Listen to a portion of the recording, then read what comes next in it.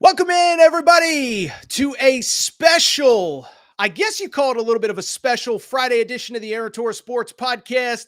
I'm your host, Aaron Torres. So here's the deal, is usually on Friday, we record late Friday night, we get to whatever, we talk about all the big stories, then we drop the episode on Friday evening, or Friday afternoon, I say. I bring it up because today, I want to do something a little bit different. So this is what we're going to do. We are going to do the full show on YouTube. Obviously, if you're watching on YouTube live, if you're watching on Twitter, Facebook, whatever live, feel free to drop in comments.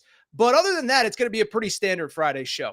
And when I tell you we have a loaded Friday episode for you, boy, oh boy, are we loaded today. We will obviously react to the big Jim Harbaugh news of the week. He is officially headed to the Los Angeles Chargers. What does it mean for the Chargers? What does it mean for Michigan? As we record here, Sharon Moore isn't officially the head coach at Michigan, but I think we all expect that to happen here momentarily. From there, we will get to the crazy Kayshon Boutte story. Did you see this story on Thursday? It's insane. We're going to talk about that gambling story, et cetera, et cetera. And then we will wrap the show, probably a quick weekend preview. I got to, of course, give my AFC, NFC championship game picks, and we will give some college hoops preview and picks as well. Maybe do Aaron right, Aaron wrong, best and worst takes of the week at the end of the week. But we will see on that. I really want to focus on Jim Harbaugh today, Kayshon Boutte, and look ahead to the weekend. Really quickly, if you are watching on YouTube, feel free to drop a couple comments. If you have any thoughts on Jim Harbaugh, on Kayshon Boutte, I will try to get to them at the end of the show. But I'll tell you what, though. We have ourselves a jam-packed show. It is Thursday night into Friday. There is no more time to waste. So let's get to the topic of the day. And the topic of the day, listen, let me just say this, is obviously Wednesday night, we got the news that I think all of us were sort of anticipating. I briefly considered going live on late Wednesday, but college hoops was kind of starting up. Everybody else was going live. And bluntly, I don't think anybody was that surprised that Jim Harbaugh officially left for the NFL. And again, it does become official late Wednesday into Thursday. And so when I think about Jim Harbaugh, now the head coach of the Los Angeles Chargers, I think there are three emotions that come to mind for me. And I want to kind of go ahead and break them all down right now. The first one, I'm excited to see what he does with the Los Angeles Chargers because I think they're a franchise that has been itching and dying for a guy like him. I'm sad for college football, but ultimately what I would say is, I think I speak for a lot of people watching, listening on podcasts, I'm not all that surprised. So I want to talk about those emotions. I actually want to start backwards. And let me say this. Do I speak for everybody when I say I am not surprised at all that Jim Harbaugh is now officially in the NFL? Listen, you could go back to podcast episodes of this podcast from January of 2023, a year ago. I said, listen, this really feels like the last dance at Michigan for Jim Harbaugh to me. This was before all the NCAA stuff, the Burgergate, the Connor Stallions, whatever. But if you go back really 2 years, if you remember the winter of 2022, that was after the first Big Ten championship. Jim Harbaugh is interviewing for multiple NFL jobs. He even got so far as to interview with the Minnesota Vikings on National Signing Day. That one was kind of embarrassing because I think he went in thinking he was going to get the job, and everybody kind of said, like, they already had Kevin O'Connell kind of signed, sealed, and delivered. They were waiting for the Rams to lose in the playoffs, whatever. I bring it up because last year he sort of kind of did the NFL interview thing. But then if you paid attention, it was really about a week in. He did a few Zooms with Carolina, with Denver, but he pulled out, and it was really kind of about this upcoming season. He had a veteran team full of guys that had been there for 2 or 3 years, had won multiple Big Ten championships. And I talked to people who kind of knew Jim Harbaugh at the time that were like, dude, he knows that this is his best team ever.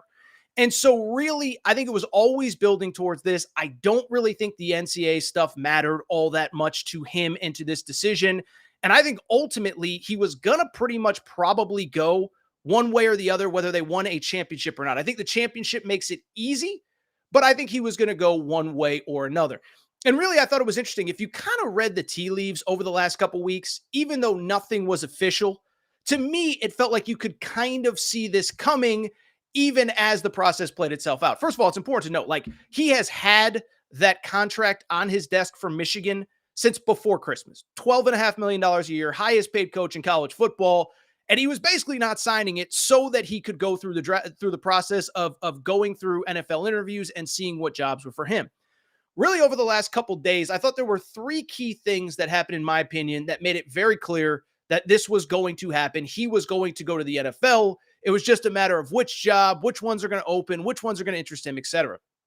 The first thing was about probably 2.5 weeks ago. It was right before the deadline for NFL declarations for the NFL draft. And why I bring it up is because I saw an interview with a kid named Will Johnson that I thought was very interesting. Okay. So Will Johnson is a cornerback that was on this Michigan team, sophomore, so he's not able to go pro, but this was a 5-star kid. He'll be a first-round pick next year, not this year. And he did an interview, and they kind of asked him at the end. I thought they asked him a very interesting question. They kind of said, Will, they said, what they basically said was not, do you think Jim Harbaugh is going to go? Not, do you think JJ McCarthy is going to go? But they asked him a question that was basically like this. They said, we're not going to ask you what you know, but do you already know if a decision has been made by Jim Harbaugh about his future and JJ McCarthy about his future as well? And this kid, Will Johnson, he was doing a radio interview in Detroit somewhere there. He goes, yeah, we kind of know what's going on. And the way he answered, it was kind of like, oh, okay, they have been made aware. Their head coach is not coming back. Their quarterback is not coming back. I do think when JJ McCarthy also made the announcement that he was going pro, didn't really feel like it was a tough decision for him. Now, I think there were a lot of people that thought maybe this is a kid that's going to end up coming back to play college football next year. He's not a definite first-round pick. Maybe he decides to return. I think when JJ McCarthy made that decision, it made it easier for Harbaugh. And then ultimately, I thought this was an interesting note from Wednesday before he accepted the Chargers job. There was a rumor and there was a report that he was going back to Atlanta to interview for a second time with the Falcons. And that to me did not feel like a Jim Harbaugh wants the Falcons job. He had been with the Chargers the day before on Tuesday. You saw the reports, haggling over contracts and staffing and GM and this and that. And when I saw that he was going back for a second interview with Atlanta, what that said to me, I even tweeted it out. I said something to the effect of like, this is a guy that is trying to play up his negotiating leverage. He is basically sitting there saying like, you know what? I'm not waiting around for you guys forever. If you guys want me, come get me, come sign me, but I ain't waiting around forever to go ahead and sign with you. So Jim Harbaugh does go to the NFL. I think from the two perspectives that I mentioned earlier, one, from the college football perspective, guys, I mean, I'm sad, right? Like if you're watching this show, if you listen to this show, you obviously love college football like I do. And we all love the NFL and we all watch the NFL, et cetera, et cetera. But from the college football perspective, like I am going to miss this guy. It's easy to forget, but first of all, he's one of the few guys that I truly believe is like genuinely polarizing. Like some guys are pseudo polarizing for college football fans. Like James Franklin is sort of polarizing for college football fans, maybe a Lincoln Riley, but like on a national scale, I don't think that many people really care that much about James Franklin. Well, everybody had an opinion about Jim Harbaugh. And I will say, like, he was fun to cover. He did what he wanted. He said what he wanted. He was genuinely himself. You go back to some of those early days at Michigan, some of the stuff that he pulled, like remember the satellite camps, the signing of the stars when he would bring in all these high profile people on National Signing Day for a national, he was just awesome to cover. He was really fun. I think he was good for the Big Ten. It's easy to forget now because Michigan just won a national championship. Ohio State won a national championship under Urban Meyer. The Big Ten was in a very bad spot about 8, 10, 12 years ago as he was starting, basically as he was starting to come back. Urban Meyer was settled, but Penn State was kind of going through their stuff. Bill O'Brien into James Franklin. And so Harbaugh comes in. He's a lightning rod. He's interesting. He wins right away. And again, he was a reason to tune into the Big Ten, even if you're an SEC fan and you really don't care. Can't tell you how many times over the last couple of years when Big Noon kickoff didn't have a marquee game at noon. They just put Michigan in. Michigan, Illinois, Michigan, Indiana, Michigan, Maryland, whatever. Who cares? Put Harbaugh in. He matters. He was obviously great for the Ohio State rivalry. I know I'm not the first person to say this, but biggest winner on probably Wednesday, I think maybe even more than the Los Angeles Chargers, was Ryan Day. I really believe that Jim Harbaugh had Ryan Day shook, and I think Ryan Day, one, he used Michigan as motivation this offseason, but now I think he's set to take back control of that rivalry. We'll see about the conference. Oregon and Washington are coming in. USC should be better. Oregon's going to be really good next year, but I think Ohio State's set to take back that rivalry, whatever. Finally, though, let me also say this. I'm bummed as a college football fan. But on the flip side, let me also say that as somebody who both lives in Los Angeles and loves watching the NFL and consuming the NFL, I do think this is pretty cool. First of all, let me say this. I give the Chargers a ton of credit, okay? Because the Chargers, listen, we've talked about them before, and I'll be honest, and this is where I was wrong. And if we end up doing Aaron right, Aaron wrong at the end of the show, like, I got to own this. But when I go back and I look at the Chargers, when that job opened up, I said, listen, I know everybody thinks Harbaugh's going there, but they were paying Brandon Staley $4 million a year when they fired him. And I said, Harbaugh has a contract on his desk for $12.5 million. Are the Chargers really going to triple their coaching salary? Well, they did. And so I give them credit. Listen, I live in Los Angeles. It's a kind of a cliche talking point, but I think it's a correct talking point, is that at the end of the day, Los Angeles is a crowded market. And I remember even talking about this when the USC job opened up a few years ago with Clay Helton. And I had gone to a Rams game that first season that SoFi Stadium opened. I said, look, the NFL is coming to LA. And if USC doesn't get the right head coach, I think USC is going to be in trouble. And I think the Chargers were in this same position. I give them credit because you look at everything going on in LA right now. Dodgers spent what? Like $1 billion in free agent money this offseason. USC, say what you want about Lincoln Riley. Is he the right guy? Is he not? They're interesting. People care. People go to the games. The Rams are always good. The Lakers are always good. And so the Chargers could not afford not to take a big swing. But why I like this, why I'm excited, why I do think this is pretty cool is because ultimately what I love about this is you are hiring the safest bet. I think even a safer bet than Bill Belichick.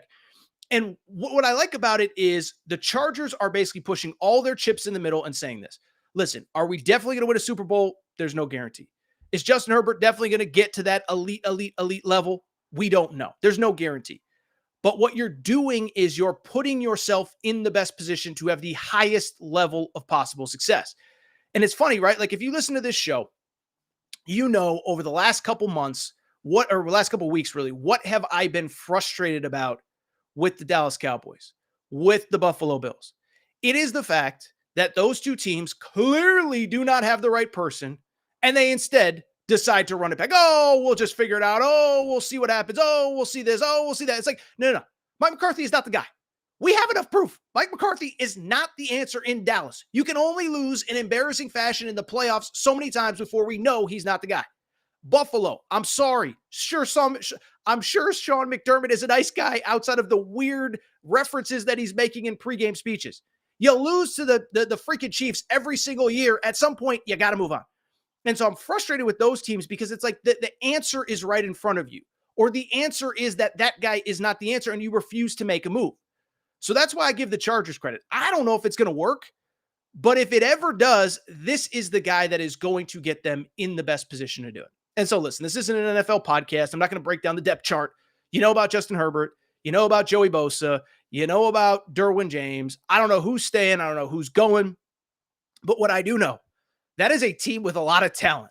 And so I'm curious to see what they do. They have a top 10 pick, a lot of speculation on you get Justin Herbert another weapon. Is it Brock Bowers? Is it Malik Neighbors? Is it one of the top wide receivers? I don't know. But what I will say is, Harbaugh is off to the NFL. I think, like I said, to lead the segment, I am not that surprised. I am a little sad, though. I mean, as a college football guy, you have to be a little bit sad just thinking about what this guy meant to the sport, how good he was for the sport, how much fun he was to be around. And listen, we can all sit here and say, oh, it's whatever. It's college football. Michigan's going to be just fine. I'm sorry, but I don't believe that. Really quickly, by the way, I don't think it's super cliche to say this. I think it feels pretty obvious. But to me, I think the easy answer, you got to go get Sharon Moore. And I don't, we're recording here again. It's about 7:15 Eastern time on 7:15 Eastern time on Thursday night. No official announcement has been made, at least not since we started recording. We'll see if anything else interesting happens. But listen, to me, that's the guy. The bottom line is you have known for weeks that Jim Harbaugh is going to pursue NFL opportunities. You have known for weeks that you are probably going to have to replace him. And I would hope that Ward Manuel, the AD at Michigan, has done his homework. Like you shouldn't, like the point I'm trying to make, you shouldn't be right now trying to figure out if Brian Kelly is interested in the job. You should not be right now trying to figure out if Chris Kleiman, the head coach at Kansas State, is interested right now. You should have done that homework weeks ago, and you should know right now, is Sharon Moore going to be your next head coach or not? My obvious thought is that he probably should be. And it's for all the cliche reasons that every other person that has a microphone that cares about college football has told you. We know what happens in this era. We know the talent that is already in that building. And we just saw what happened to Alabama when Alabama made the decision not to, when Nick Saban decided to retire. And once Nick Saban decided to retire and they decided to go outside of the family, there wasn't a logical replacement. What ends up happening, the roster gets fractured, roster gets broken up, whatever. So I would suspect Sharon Moore would be the guy. I would suspect they already kind of have an idea of if a Brian Kelly will take the job, if a Lance Leipold will take the job. I would think by the time you listen to this, I think we are probably going to have an answer one way or another. If Sharon Moore is the next head coach at Michigan, I would assume it happens before the end of the weekend. Listen, you let it go into the weekend, you're still going to lose guys to the portal. But I think that's when guys with real options probably start sitting there and saying, you know what? Do I really want to stick around through this? How do we not have a plan? Why is Sharon not the head coach? So my thought is Sharon Moore is the next head coach. But yeah, I don't know what else to say. I don't know how you can't be at least a little bit disappointed that Jim Harbaugh is gone. And it is a little bit of a bummer, but we'll see what happens from there. All right. Everybody ready to switch gears a little bit? Do want to switch gears. There was one other college football-ish, NFL-ish story that I do want to hit on really quick. Let me ask you guys and girls a question. Just a very simple question. Did you see? Let's try to stay calm. Did you see this Kayshon Boutte story of the last day or so? Okay, so let's get to this story because listen, this is so crazy. We absolutely have to talk about this. It is one of the craziest stories that I can ever remember. Listen, Torres can get a little cliche-ish at times. Torres can get a little hyperbolic at times. Torres can get a little over the top at times. But what I will say is, it is not often that I see a story that genuinely shocks me, but this is one. So Kayshon Boutte, okay. So this was a kid, for people who are like diehard college football fans, he was a kid, was at LSU, was recruited by Coach O, actually had a great freshman year in that COVID season of 2020, comes back in 2021, it all falls apart. That's the year Coach O is fired. And then, of course, he was a junior last season, the first year under Brian Kelly. And when Brian Kelly gets the job, you hear all sorts of the rumors and the cliches about, the locker room being fractured and some of Coach O's guys not really being the best locker room guys, blah, blah, blah. And I bring it up because Kayshon Boutte was kind of that guy that you always kind of heard, like, is he falling in line? Like Brian Kelly, it felt like every press conference was asked about him. And Brian Kelly would give the, he's figuring it out and we love him and we're happy to have him and all that good stuff. So I bring it up to very simply say that he had a very weird ending to his career. So by the time that the season ended, Brian Kelly was saying all the right things about, oh, this kid's figuring it out, da-da-da-da-da. And then before their bowl game a year ago, the school announced Kayshon Boutte is coming back and everyone's excited. He's the leading receiver. This is so good. This is so cool, whatever. And then right before the bowl game, it was really weird. There was the public announcement that he was coming back. He gets the graphic. Everybody's excited. And then right before the bowl game, there's just a little statement that basically says Kayshon Boutte is not playing in the bowl game. He'll go pro. And it felt weird because it wasn't nearly as grandiose or as exciting as the announcement that he was returning. He publicly said he was returning, and then you find out that he's not coming back. There was a report that maybe something happened at the SEC championship game. I'm not going to speculate on that. If you're interested, you could go ahead and Google. But I just bring it up to very simply say, there was always something weird about kind of the way he left and kind of his relationship with LSU. Well, we may have gotten a little bbit of information as to what happened, why he left LSU, and certainly why his production has been up and down over the last 2 or 3 years. And that is because our guy loves to gamble, apparently. Okay, listen, I'm not here to criticize anybody or make fun of anybody's vices, but when you hear the story that came out on Thursday, whatever today is, Thursday, about Kayshon Boutte, it is one of the craziest stories I've ever seen, okay? So he has to turn himself into authorities. And ultimately, it is because of this. It is because over a 13-month stretch that started before he turned 21 when he was at LSU, Kayshon Boutte, are you ready for this? This is the most, people talk about Joe DiMaggio's 56-game hitting streak. That's got nothing on Kayshon Boutte. Kayshon Boutte, over a 13-month period from April 2022 to May 2023, placed over 8,900 bets via a DraftKings Sportsbook FanDuel account, okay? 8,900, 8,900 over 13 months. My guy likes to get in on the action, okay? I'm not great at math. I try to do this back of envelope math. If my math is correct, that means over 13 months, he was averaging about 684 bets a month. That's 22 bets per day. I don't even know how you could bet that much, but that is what our guy, Kayshon Boutte, was doing. Couple interesting things here that are at least worth acknowledging. First off, he started doing this, he wasn't even 21. His mom opened up an account for him. Listen, I love my mom. My mom loves me. She listens to most episodes of the Air Torres pod. I don't even know what I would say, what my mom would have said if I was 20 years old saying, hey, mom, can you open up a FanDuel account for me? Can you help a boy out? I got this 6-leg parlay that I need. I got to get this in. Mom, can you help? Can you sign up? So that's one. Shout out, mom. You talk about do anything for your baby. Apparently, there's something to it. Two, this is the even crazier part. On top of that, on top of the fact that it was under 21, he signed up the account with the username Kayshon Boutte 1. Kayshon Boutte 1. Listen. I am far from somebody. I have a pretty simple life. Got my wife, got my dog, watch a lot of sports. Yeah, I'll make a bet here and there. I'll have a drink here and there. I'm not a big, over the top on anything guy. I yell and scream when I get in front of the mic, but I think I keep most of my vices relatively in check. Okay. But I bring it up because if you're going to do something dumb, you can't leave this kind of paper trail, and you don't sign up for a FanDuel account when you're under the age of 21 with your real name, especially when your name is Kayshon Boutte and you're probably one of one on the entire planet.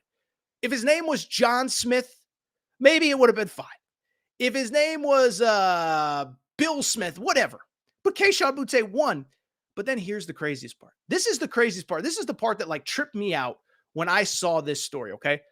Kayshon Boutte, this is wild. So as part of these bets, first of all, he bet on 17 college football games, 6 LSU games. But this was so interesting to me.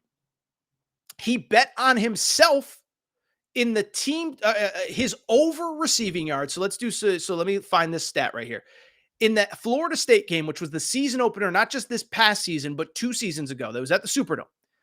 He bet himself in the over of 82.5 yards and to score a touchdown. And so what's so interesting about this is if you watch that game, and 10 million people did, it was the Sunday night Labor Day weekend game that everybody was watching because there's nothing else on TV, okay? If you watch that game, he was seen multiple times on the sidelines, basically screaming at Jaden Daniels, who was, of course, the then quarterback, the Heisman Trophy winning quarterback. And you could tell he was pissed, and everybody just said, is it an attitude thing? Is it a this thing? Is it a that thing? Well, as it turns out, I think our guy was just trying to hit his over.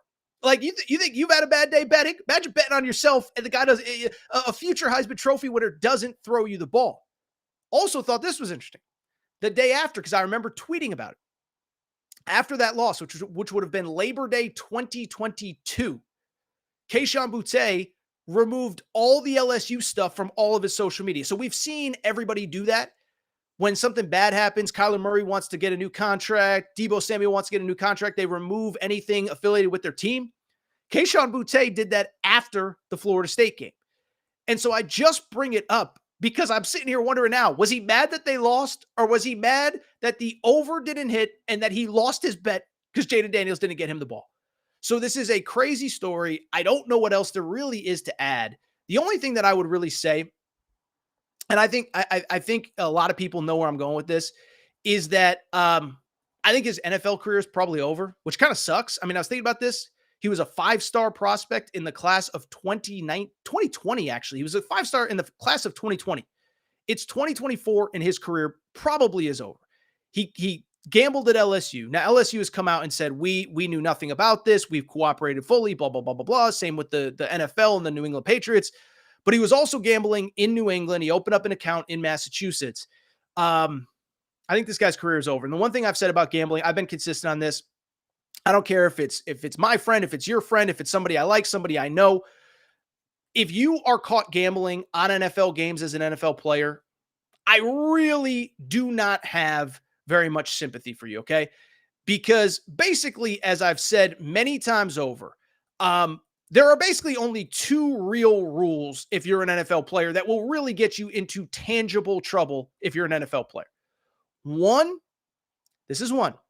Don't do anything so stupid that you're ultimately going to end up in jail on game day, okay? If you don't do anything that ends you up in jail on game day, you're probably going to play. Now, obviously, it depends on, who you are and whatever. But the number two thing, so don't do something so stupid that you end up in jail. And two, just don't bet on your games. Everybody knows you cannot do it. It is so obvious. We know what happened with Calvin Ridley. We know you cannot do it.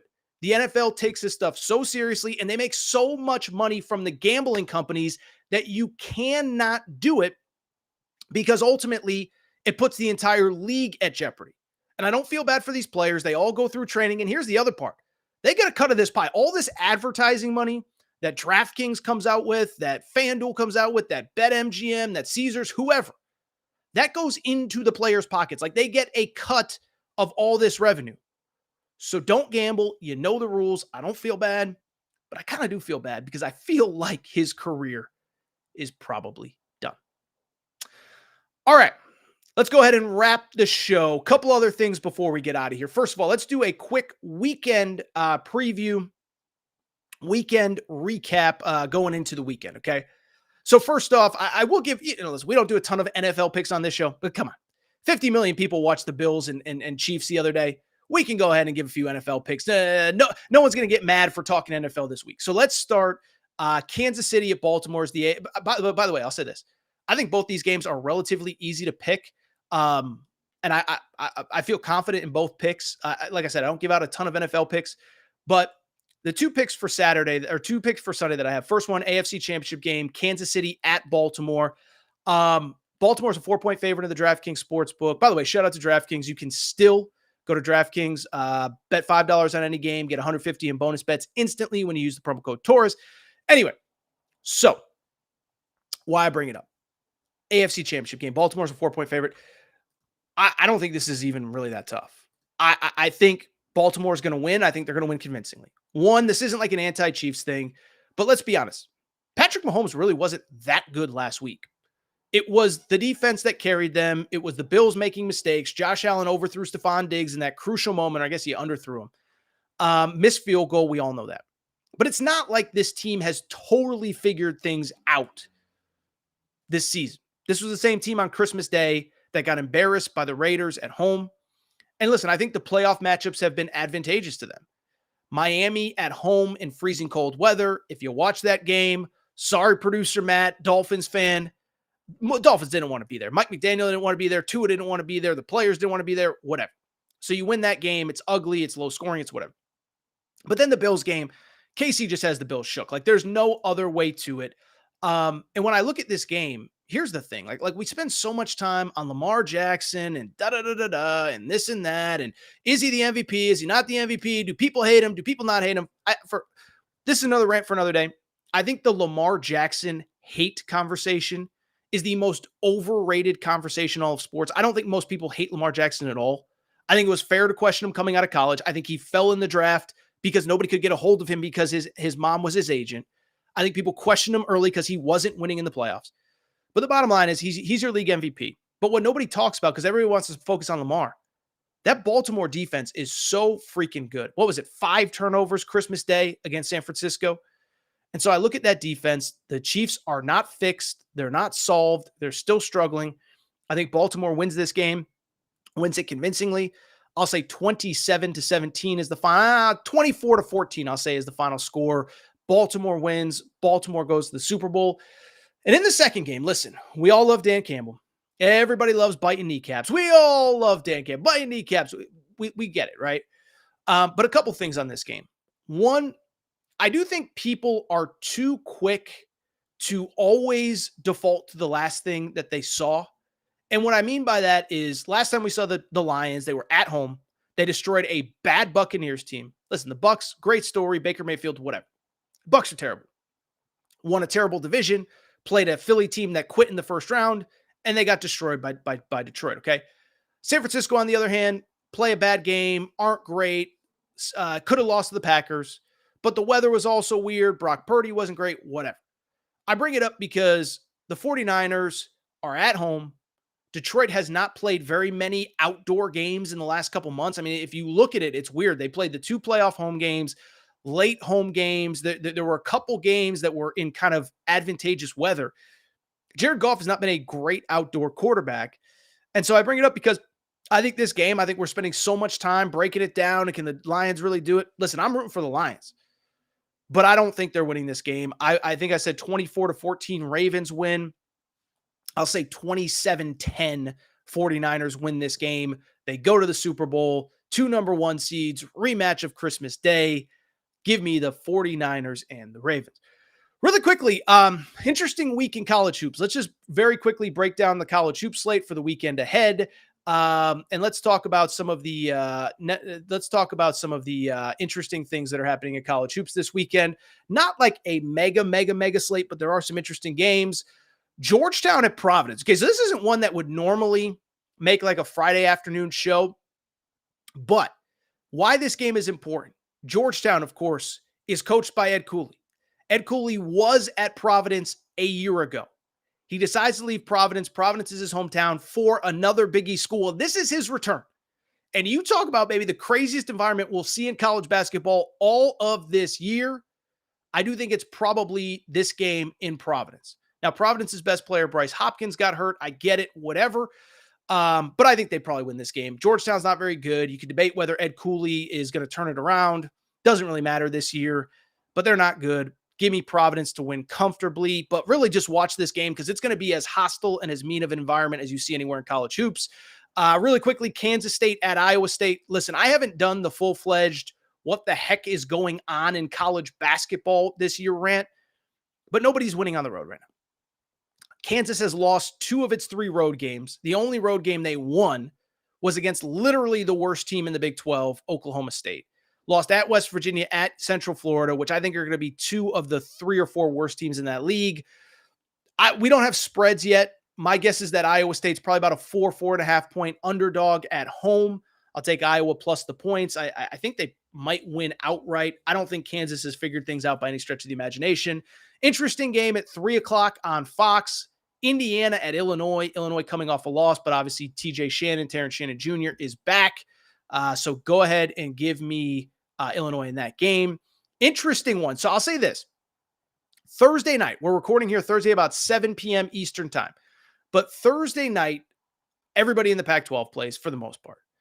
Going into Thursday, there's a 3-way tie atop the Pac-12, Arizona, Oregon, and Arizona State. Arizona State and Oregon play on Thursday night. If Oregon wins, that game's at Oregon. And if Arizona wins at Oregon State, it means that Arizona and Oregon are playing for first place in the Pac-12 on Saturday. Arizona's been really up and down. I don't know that I trust them. I liked them early. I don't love them so much. Go ahead and give me Oregon to win at home. A couple late games. Kentucky to Arkansas. Listen, man. Arkansas, I was there for that Duke game. I really thought, that Duke game was a sign of something. I don't think that it was. Obviously, Arkansas outside of Vanderbilt might be the worst team in the SEC right now. I do think Arkansas is going to struggle. I do think Kentucky bounces back. I don't think listen, I'll say this, Kentucky fans, Calipari always says, like, you guys are crazy. That's why I love you, blah, blah, blah, blah, blah. Kentucky fans, I thought it was a little bit of an overreaction this week from Kentucky fans about everything that's going on with that team. I don't think it's I don't think that the sky is falling. I don't think that the season is over because you lost a road game to a very good team. I think Kentucky bounces back in a big way. I think they win potentially by double digits, depending on if Arkansas decides to show up or not. Other than that, pretty quiet weekend in college hoops. Alabama's coming off a nice win over Auburn. We didn't even talk about that game, but Alabama's nice win over Auburn. They play LSU at home. Auburn, on the other hand, coming off that loss to Alabama, they travel to Mississippi State, back-to-back road games for them. Sunday, the UConn Huskies do play their first game of the week against Georgetown or against Xavier at home. Interesting game because that they are honoring the 2004 national championship team with Emeka Okafor. So UConn will win that game by a million. Purdue also plays on Sunday as well. Tell you what, I think that's it for this episode of the Air Torres pod. We were going to do where Aaron was right, where Aaron was wrong. But I think we'll save that for next week. I'll tell you really quick what I was right about. Told you Harbaugh was leaving. Didn't think it was the Chargers.